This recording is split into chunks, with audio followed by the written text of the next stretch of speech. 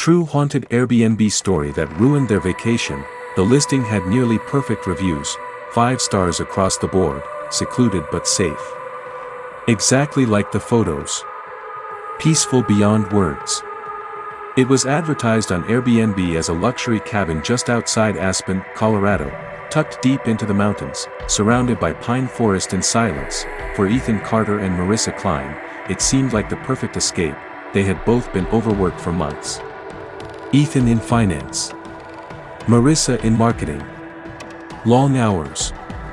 Too much screen time. Not enough sleep. They wanted quiet. They got something else. The drive up. They arrived just after 10:30 p.m. The road narrowed the farther they drove into the mountains. Asphalt turned to gravel. Streetlights disappeared. The world beyond their headlights became an endless wall of black pine trees. That was when their phones lost signal. At first, they joked about it. Digital detox, Marissa said, smiling. But when both devices shifted into emergency-only mode at the exact same time, Ethan felt a subtle tension settle into his chest. The cabin appeared suddenly at the end of a curved path, warm golden light glowing through its windows. It looked beautiful, too beautiful. The first detail, the check-in. Instructions were simple: use the keypad, no host. No contact. Ethan entered the code. The door unlocked instantly. Warm air spilled out to greet them. So did the smell of burning wood. The fireplace was already lit. Logs crackled gently in the stone hearth. They stopped just inside the doorway. Neither of them had arranged that. There had been no mention of a pre-lit fire. Marissa rationalized it quickly. Probably part of the luxury experience. Maybe, but the fire wasn't dying down. It was strong, fresh. The cabin itself, inside, everything looked exactly like the photos, perfectly aligned throw pillows.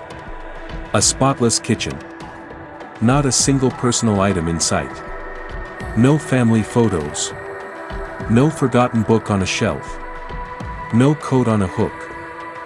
It didn't feel lived in, it felt prepared, as if staged. They carried their bags upstairs to the bedroom. The bed was immaculately made. Windows framed snow-covered forest in every direction, and at the end of the upstairs hallway, a wooden door with a brass handle. The basement, a small printed sign hung from it, basement not accessible to guests. Ethan tried the handle casually, locked. 11:47 p.m. The first sound came as they were finishing a late dinner, a heavy thud. Both froze. It came from below them, not outside, underneath. Marissa looked at Ethan. Was that? Another thud, then a dragging sound, slow, like something heavy being pulled across wooden boards. They stared at the floor, the basement. Ethan stood, heart beginning to pound. It's probably pipes. Or the heater. 3 knocks interrupted him, slow, evenly spaced, from directly beneath their feet. 3, pause, 3 again, not random, not structural, intentional.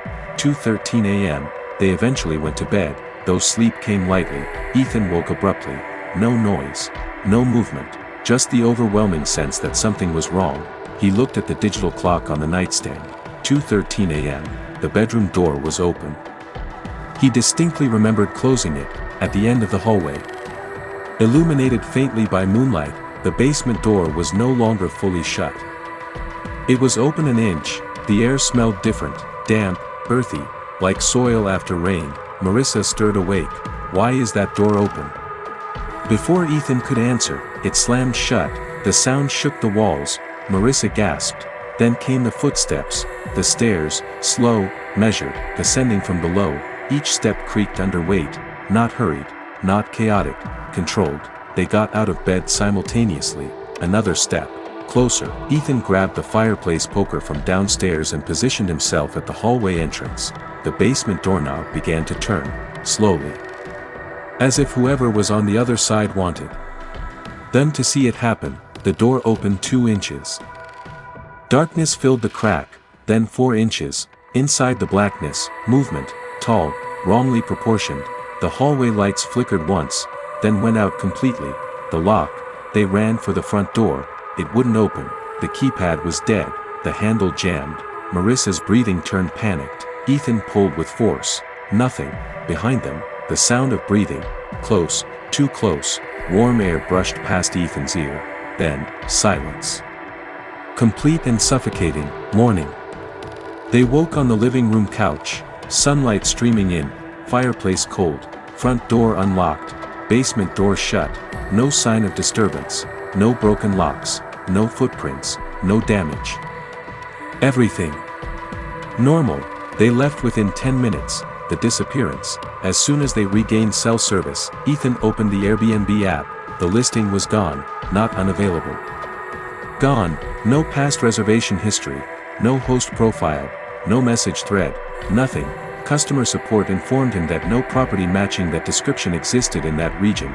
They politely suggested he may have booked through a third-party site, but Ethan still had the bank charge. He had screenshots from before the trip. Those were gone too. The photo. That night, back home in Chicago, Ethan checked his phone's gallery. At exactly 2:13 a.m., a photo had been taken.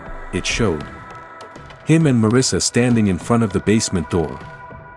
Facing it, still, as if waiting. The photo was taken from behind them, from inside the basement.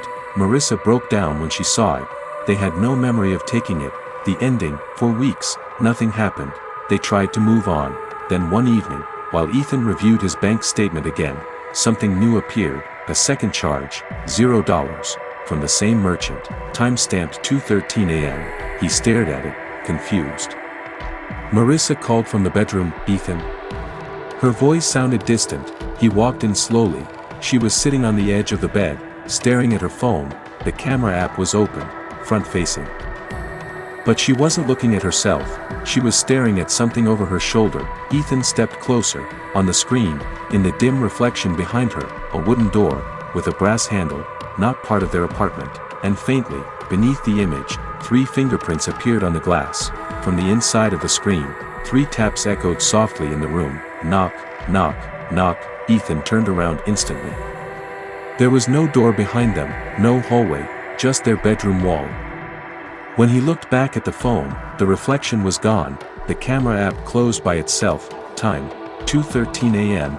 They never traveled again. But sometimes, late at night, Ethan wakes to the faint smell of burning wood, and occasionally, when the house is perfectly silent, he hears something shifting beneath the floorboards.